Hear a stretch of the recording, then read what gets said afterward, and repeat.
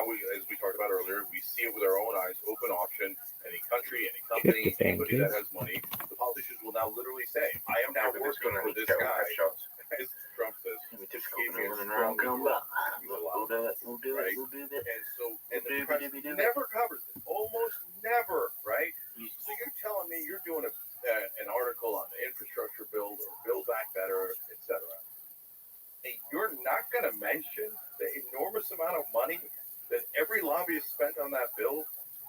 That's absurd. That's 98% of the ball game. And the reason they hide the ball is because they don't want you to know this whole thing is based on the money that they are receiving.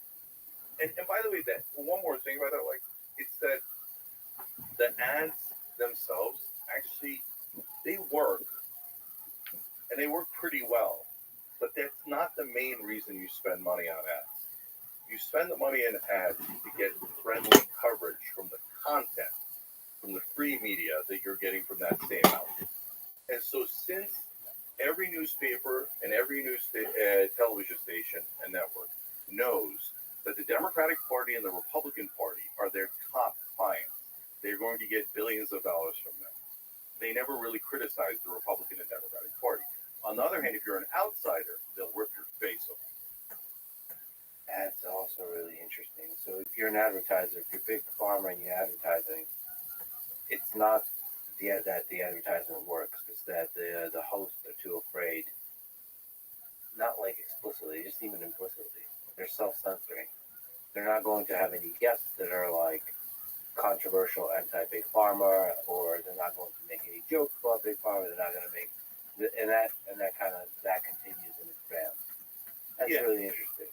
Sometimes it's super direct. When I was a host on MSNBC, I had a company that I was criticizing in my script, and management looked at it. And by the way, I used to go off prompter a lot, and it drove me crazy.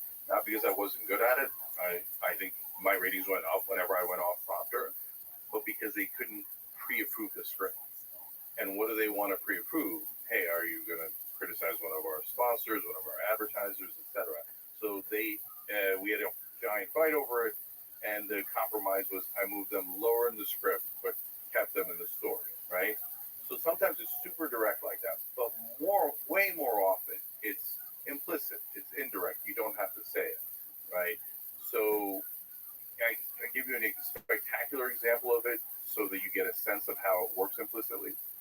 So since GE is a giant defense contractor, they own MSNBC at the time of the Iraq War. They fired everyone who was against the Iraq War on air. So Phil Donahue, Jesse Ventura, Ashley Banfield. But Ashley Banfield, they did something different, okay? She was a rising star at the time. She goes and gives a